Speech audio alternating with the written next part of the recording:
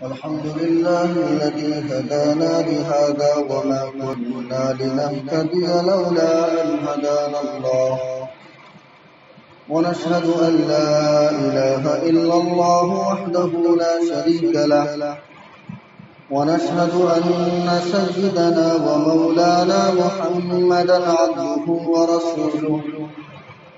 أعوذ بالله من الشيطان الرجيم. بسم الله الرحمن الرحيم.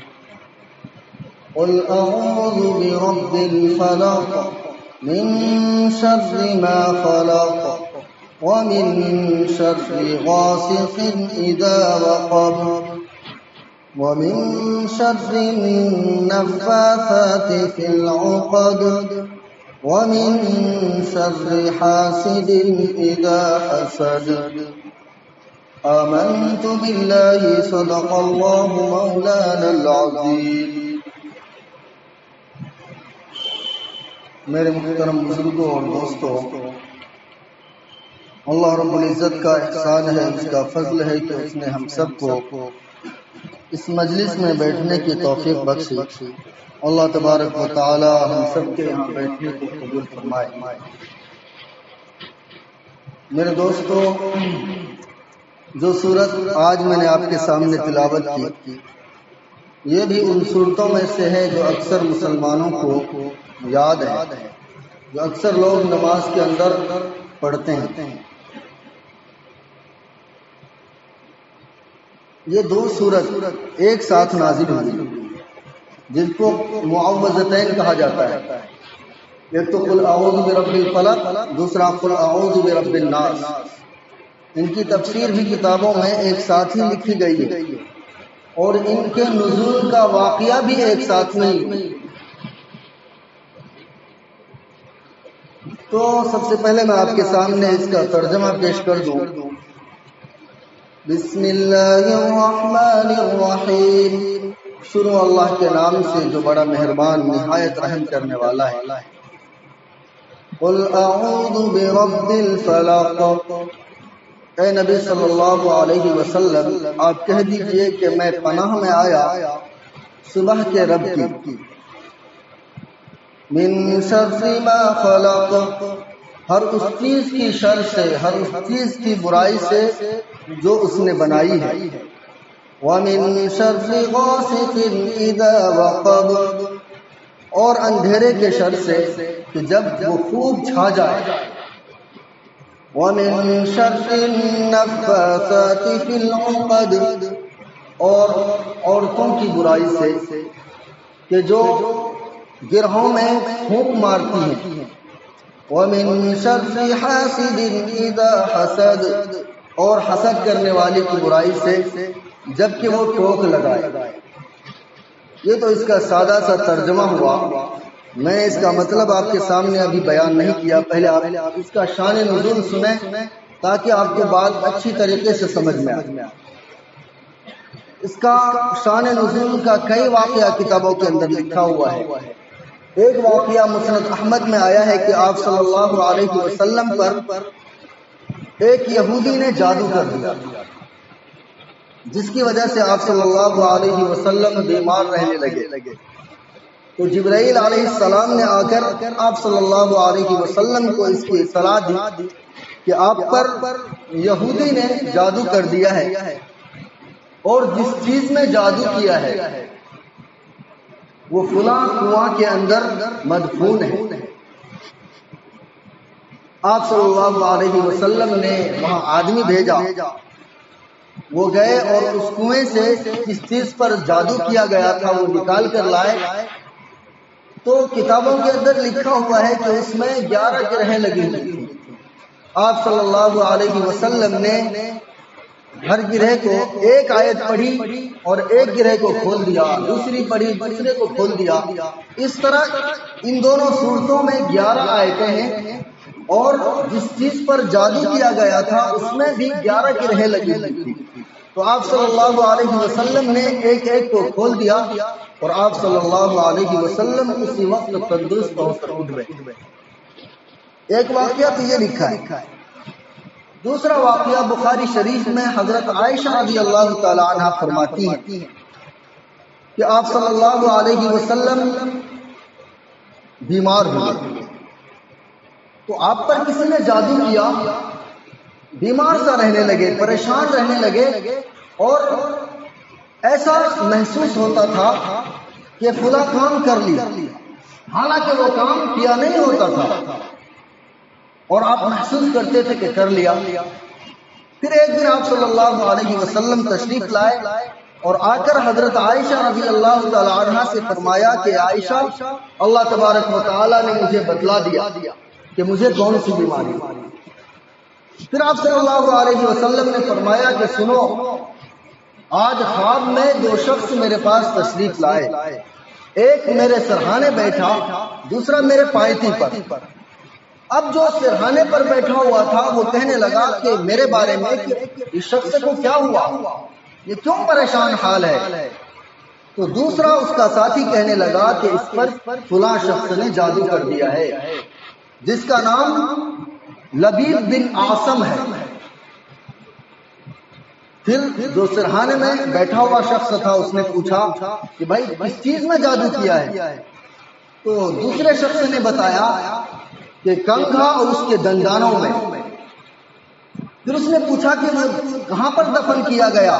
تو دوسرے شخص نے بتایا کہ بیر زروان ایک کنواں ہے، وہاں پر کھجور کے غلاف کے اندر جس میں پھل آتا ہے اس کے اندر جادو کر کے وہاں پر دفن کر دیا گیا۔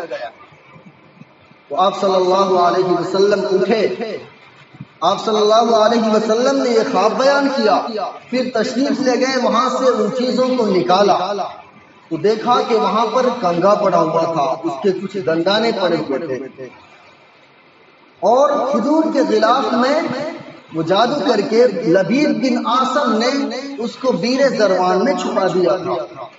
آپ صلی اللہ علیہ وسلم نے اسی طرح ایک ایک گرہ کھول دی اور آپ صلی اللہ علیہ وسلم ٹھیک ہو گئے۔ اور مسند احمد کی ایک روایت میں سے معلوم ہوتا ہے کہ یہ بیماری آپ صلی اللہ علیہ وسلم کو 6 مہینے تک رہی۔ کتنے مہینے تک؟ 6 مہینے کے بعد آپ صلی اللہ علیہ وسلم کو پتہ چلا، اور بعض صحابہ کو بھی معلوم ہو گیا تھا۔ حضرت عائشہ رضی اللہ تعالی عنہ نے فرمایا کہ اللہ کے نبی، جب آپ کو بتلا دیا گیا کہ فلاں نے یہ حرکت کی ہے تو آپ دوسروں کو بتاتے کیوں نہیں تاکہ لوگ اس کی برائی سے محفوظ رہیں؟ آپ صلی اللہ علیہ وسلم نے فرمایا کہ عائشہ، اللہ تبارک و تعالی نے مجھے شفا دے دی، اب میں اپنی وجہ سے کسی کو تکلیف میں، مصیبت میں گرفتار کرنا نہیں چاہتا۔ تو آپ صلی اللہ علیہ وسلم کے سامنے لبید بن عاصم پوری زندگی آتے رہے، کیونکہ وہ منافق تھا، لیکن ظاہری طور پر وہ ایمان والا کہلاتا تھا، جس کی وجہ سے بارہا آپ صلی اللہ علیہ وسلم کے سامنے وہ آتا بھی تھا، لیکن آپ صلی اللہ علیہ وسلم کے چہرے پر کبھی بھی ناگواری تک نہیں دی۔ حالانکہ اس شخص نے جادو کیا تھا، اور ایسا جادو کیا تھا کہ آپ صلی اللہ علیہ وسلم اتنے سخت بیمار پڑے کہ ایسا محسوس ہوتا تھا کہ فلاں کام کر لیا، حالانکہ وہ کیا ہوا نہیں ہوتا تھا۔ تب بھی آپ صلی اللہ علیہ وسلم نے اس کا نام نہیں بتایا۔ امام سالمی رحمت اللہ علیہ اپنی کتاب میں لکھتے ہیں کہ ایک بچہ تھا جو آپ صلی اللہ علیہ وسلم کی خدمت کرتا تھا، تو لبید بن عاصم نے اس بچے کو بہلایا، پھسلایا، اور اس سے نبی کریم صلی اللہ علیہ وسلم کے کنگھے اور اس کے دندانے اور آپ صلی اللہ علیہ وسلم کے کچھ بال بھی حاصل کر اس بچے کے ذریعے۔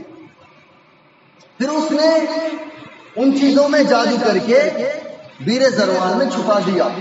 آپ صلی اللہ علیہ وسلم نے، خیر یہ واقعہ کئی طرح سے کتابوں کے اندر لکھا ہوا ہے۔ میں نے پہلے بھی بتایا کہ مسند احمد کی بھی ایک روایت میں ہے، بخاری کی بھی روایت میں ہے، اور امام سالمی رحمۃ اللہ علیہ نے بھی اس کو نقل کیا۔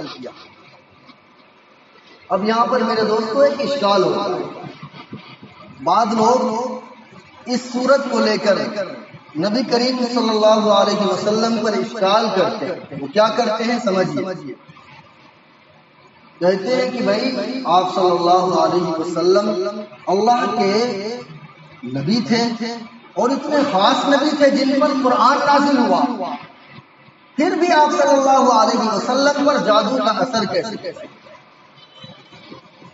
جادو کا اثر بھی ہوا نا، تو کیسے ہو گیا؟ تو مفسرین نے اس کے دو جواب دیے۔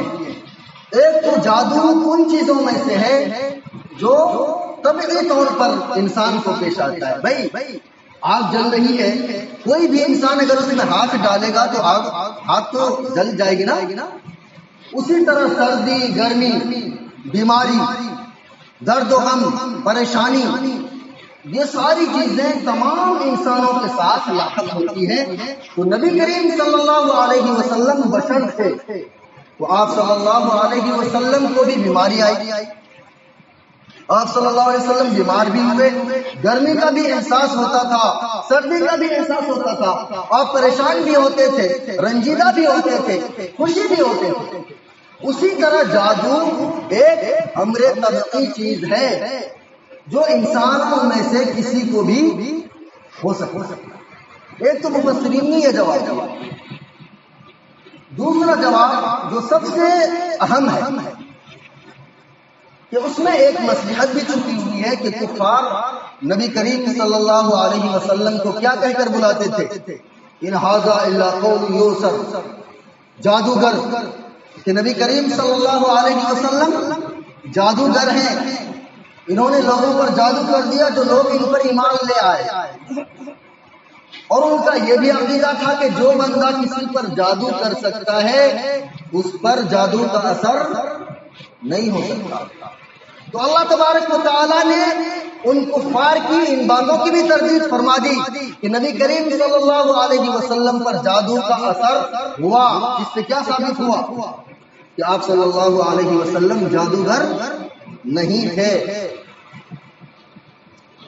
اور میرے دوستو، اس سورت کے بہت سے فضائل جو میں نے پہلے بھی بیان کیے، ایسے تو ہر مومن کا دنیا کے اندر یہ عقیدہ ہے کیا کہ اللہ کی مرضی کے بنا ایک ذرہ بھی انسان کو کوئی تکلیف نہیں پہنچا سکتا۔ تو یہ دونوں صورتیں اللہ تبارک و تعالیٰ نے ہمارے لیے ہتھیار کے طور پر ہمیں دیا کہ ہم ان صورتوں کے ذریعے اللہ تبارک و تعالیٰ کی پناہ میں آ جائیں۔ سورۃ الفلق کے اندر دنیاوی پناہ کے بارے میں ذکر کیا گیا اور سورۃ الناس کے اندر اخروی پناہ کے بارے میں بتایا گیا۔ تو قل اعوذ برب الفلق، اسی لیے تو اس کا ترجمہ کیا ہے کہ اے نبی کریم صلی اللہ علیہ وسلم آپ کہہ دیجئے کہ میں پناہ میں آیا صبح کے رب کی۔ اب یہاں پر صبح کا رب کیوں کہا گیا؟ یعنی جو رات کی تاریکی کو پھاڑ کر صبح کو نمودار کرتا ہے، کون کرتا ہے؟ اللہ تبارک و تعالیٰ۔ تو میں نے کیا بتایا کہ اللہ تبارک و تعالیٰ نے یہ ہتھیار ہمیں عطا فرمایا کہ ہم کسی بھی کام کو کریں اس سے پہلے اللہ تبارک و تعالیٰ کی پناہ میں اپنے آپ کو لے جائیں، اپنے آپ کو شمار کر لیں۔ اور اس کے بہت سارے فضائل بیان فرمائے ہیں۔ عقبہ بن عامر رضی اللہ تعالیٰ عنہ فرماتے ہیں کہ ایک سفر میں آپ صلی اللہ علیہ وسلم نے ان کو معوذتین سکھائی، پھر مغرب کی نماز میں آپ صلی اللہ علیہ وسلم نے انہی دونوں صورتوں کی تلاوت فرمائی۔ پھر آپ صلی اللہ علیہ وسلم نے فرمایا کہ سوتے وقت بھی ان دونوں صورتوں کو پڑھ لیا کرو اور جب سو کر اٹھو تب بھی پڑھ لیا کرو۔ اللہ تبارک و تعالیٰ ان صورتوں کے ذریعے تمہیں ہر بلا سے محفوظ رکھے۔ بتائیے کتنی بڑی فضیلت ہے۔ حضرت عائشہ رضی اللہ تعالی عنہ فرماتی ہے کہ نبی کریم صلی اللہ علیہ وسلم پر جب بھی کوئی بیماری آتی، جب بھی آپ صلی اللہ علیہ وسلم بیمار ہوتے، پریشان ہوتے، آپ صلی اللہ علیہ وسلم ان صورتوں کو دم کر کے پڑھ کر اپنے ہاتھوں پر دم کرتے اور پورے بدن پر پھیر لیتے۔ حضرت عائشہ رضی اللہ تعالی عنہ فرماتی ہے کہ جب مرض وفات کا وقت آ گیا، آپ صلی اللہ علیہ وسلم کا وفات کا وقت بالکل قریب آ گیا، تو آپ صلی اللہ علیہ وسلم تکلیف میں تھے، تو حضرت عائشہ رضی اللہ تعالی عنہ فرماتی ہے کہ میں نے ان دونوں صورتوں کو دم کر کے آپ صلی اللہ علیہ وسلم پڑھ کر آپ صلی اللہ علیہ وسلم کے ہاتھوں پر دم کیا اور آپ صلی اللہ علیہ وسلم نے پورے بدن پر پھیر لیا. کیوں کہ آپ صلی اللہ علیہ وسلم کے ہاتھوں کا بدل میرا ہاتھ نہیں ہو سکتا. کہ حضرت عائشہ رضی اللہ تعالیٰ عنہ بیان کر رہی ہے. تو میرے دوستو ان صورتوں کی بہت سی فضیلت ہے. قل اعوذ برب الفلق، اے نبی صلی اللہ علیہ وسلم آپ کہہ دیجئے کہ میں پناہ میں آیا صبح کے رب کی، اس رب کی جو رات کی تاریکی کو پھاڑ کر صبح کو نمودار کرتا ہے. اب یہاں پر آگے من شر ما خلق فرمایا کہ ان تمام چیزوں کی وجہ سے جو اس نے بنائی پیدا فرمائی. پھر آگے فرماتے ہیں وَمِن شَرِّ غَاسِقٍ إِذَا وَقَبَ، اور اندھیری کی برائی سے جب وہ خوب اندھیرا پھیل جائے. کیونکہ جادو جو لوگ کرتے ہیں ان کا اصل عمل اندھیرے میں ہی ہوتا ہے، اسی لیے اندھیرے کی پناہ مانگی گئی ہے. اور یہ چور، ڈاکو اور جتنے ظلم کرنے والے لوگ ہوتے ہیں، ڈاکہ ڈالنے والے لوگ ہوتے ہیں، زیادہ تر یہ اندھیرے میں وار کرتے ہیں. اسی لیے یہاں پر اللہ تبارک و تعالیٰ نے اندھیرے کو الگ سے بیان فرمایا وَمِن شَرِّ النَّفَّاثَاتِ فِي الْعُقَدِ، اور عورتوں کی بدی سے جو گرہوں میں پھونک مارتی تھی. اس آیت کی تفسیر میں مفسرین فرماتے ہیں کہ نفاسات سے مرد بھی مراد ہو سکتے ہیں اور عورتیں بھی مراد ہو سکتی ہیں. اور یہاں پر نفاسات اللہ تبارک و تعالیٰ نے اس لیے بیان فرمایا کہ لبید بن عاصم نے جو نبی کریم صلی اللہ علیہ وسلم پر جادو کیا تھا، اس میں لبید بن عاصم کی بیٹیاں ان کا ساتھ دے رہی تھی. اسی لیے اللہ تبارک و تعالیٰ نے نفاسات کا لفظ استعمال فرمایا. وَمِن شَرِّ حَاسِدٍ إِذَا حَسَدَ، اور برا چاہنے والے کی بدی سے جب کہ وہ ٹوک لگائے. حسد، بھائی اللہ کے نبی علیہ الصلوۃ والتسلیم کو اتنا ستایا گیا کیوں؟ کہ کفار کے لوگ آپ صلی اللہ علیہ وسلم سے حسد کو کرتے تھے. آپ صلی اللہ علیہ وسلم پر جادو کیا گیا کیوں؟ حسد کی بنا پر. اب حسد کس کو کہتے ہیں؟ حسد کسی کی نعمت کو دیکھ کر، اس کا پہلے آپ صحیح سے سمجھ لیں حسد کس کو کہتے ہیں. کسی کی نعمت کو دیکھ کر اپنے دل کے اندر یہ سوچنا کہ اس کا نعمت زائل ہو جائے بھلے ہی مجھے حاصل نہ. کسی کی نعمت کو دیکھ کر یہ دل کے اندر سوچنا اور یہ فیصلہ کرنا کہ اس شخص کو جو نعمت مل رہی ہے وہ زائل ہو جائے بھلے ہی میں فقیر کے فقیر رہ جاؤں. یہ اصل اس کی تعریف ہے. یہ حرام ہے اور گناہ کبیرہ ہے. کیوں؟ اللہ تبارک و تعالیٰ نے ابلیس کو جو جنت سے نکالا، وہ کیوں نکالا؟ حسد کی بنا پر.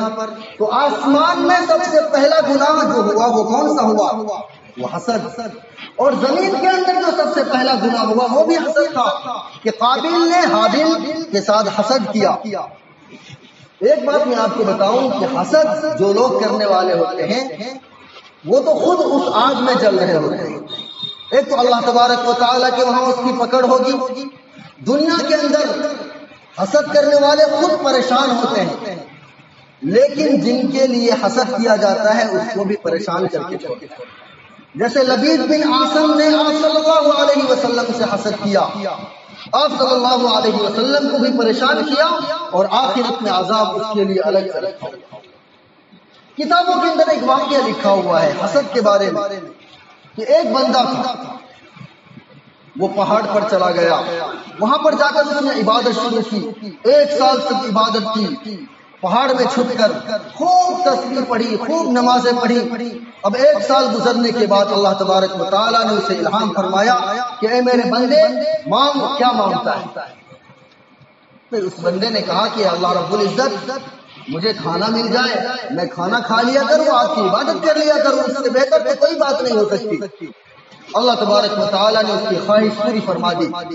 اسے کھانے کے وقت میں ایک ہنڈیا مل جاتی تھی، وہ کھانا کھا لیتا تھا. کچھ دن تو پہاڑوں کے اندر رہا، کھانا کھایا، خوب موٹا تازہ ہو گیا.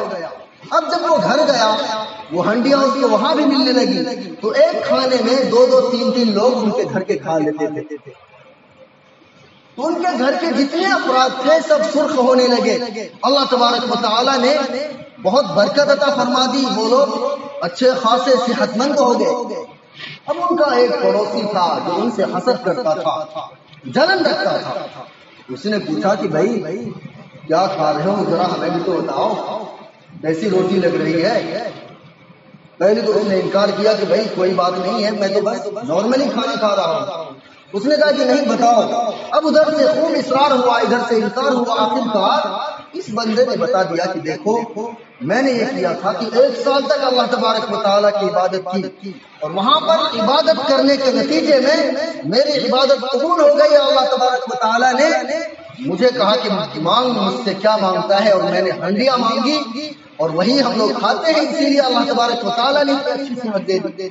اب یہ جو بندہ تھا جو حسد کرتا تھا، اس نے بھی بوریا بستر اٹھایا اور چلے گئے پہاڑوں پر، اور وہاں پر جا کر اس نے بھی خوب عبادت کری. 1 سال تک خوب تسبیح پڑھی. پڑھنے کے بعد اس کی بھی عبادت قبول ہو گئی. اب اللہ تبارک و تعالیٰ کی طرف سے غیبی آواز آئی کہ اے میرے بندے مانگ مجھ سے کیا مانگتا ہے. چاہیے کیا تھا کہ کہتے کہ اللہ ہمیں بھی کھانا مل جائے، لیکن نہیں، یہ حسد کرتا تھا، جلن کرتا تھا. فوراً کہنے لگا کہ اللہ میرے پڑوسی کو جو ہنڈیاں ملتی ہیں وہ بندہ بنا، مجھے کچھ نہیں چاہیے. تو میرے بھائیوں یہ ہوتی ہے حسد، جلن، کہ انسان کا جاتا کچھ نہیں لیکن دوسرا خوش کیوں ہے، اس بات سے پریشان ہے. تو ایسے لوگوں کی صحت بھی خراب رہتی ہے، اور اللہ تبارک و تعالیٰ کی وہاں پکڑ بھی ایسے لوگوں کی ہوگی، اور یہ حرام ہے، گناہ کبیرہ ہے. اسی طرح کتابوں کے اندر لکھا ہوا ہے کہ ایک بندہ تھا،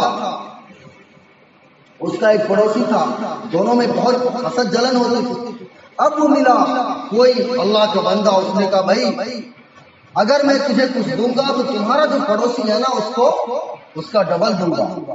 اب اس نے کیا کہا کہ ایک کام کرو، میری ایک آنکھ چھوڑ دو. وہ کہنے لگا کیوں، آنکھ تمہیں پیاری نہیں ہے؟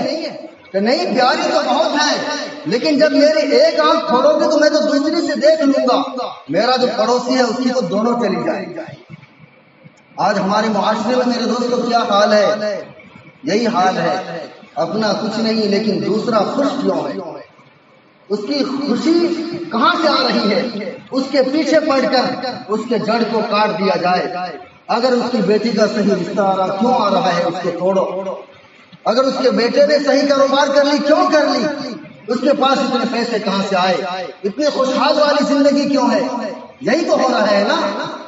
اللہ تبارک و تعالی ہم سب کی حفاظت فرمائے. وَمِن شَرِّ حَاسِدٍ إِذَا حَسَدَ، اور حسد کرنے والے کی برائی سے جب وہ حسد کرنے لگے.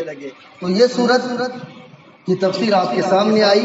اس سے ہمیں کیا سبق ملا کہ ہم کوئی بھی کام کریں تو اللہ تبارک و تعالیٰ کے حوالے کر کے اس کام کو کریں. اپنے کام کو اللہ تبارک و تعالیٰ کے امان میں، پناہ میں دے دیں. کیوں کہ اللہ تبارک و تعالیٰ کی ذات وہ ہے کہ اس کی مرضی کی بنا دنیا میں ایک پتا بھی حرکت نہیں کر سکتا. اگر وہ عزت دینا چاہے تو پوری دنیا کی طاقت مل کر کسی کو ذلیل نہیں کر سکتی، اور اگر وہ ذلیل کرنا چاہے تو پوری دنیا عزت دینا چاہے اس بندے کو عزت نہیں مل سکتی. دعا کیجیے کہ اللہ تبارک و تعالیٰ ہم سب کو صحیح سمجھتا فرمائے. وآخر دعوانا الحمدللہ رب العالمین. اللهم صل على سيدنا ونبينا وشفيعنا ومولانا محمد وبارك وسلم. ربنا ظلمنا انفسنا وان لم تغفر لنا وترحمنا لنكونن من الخاسرين. يا اله العالمين، يا اکرم الاکرمین، یا ذو الجلال والاکرام. اے اللہ ہم سب کے گناہوں کو معاف فرما. اے اللہ ہم سب کے خطاؤں کو درگزر فرما. اے اللہ ہم اقرار کر رہے ہیں کہ گنہگار ہیں، خطا کار ہیں، معصیہ کار ہے، مجرم کار ہے، بدکار ہے.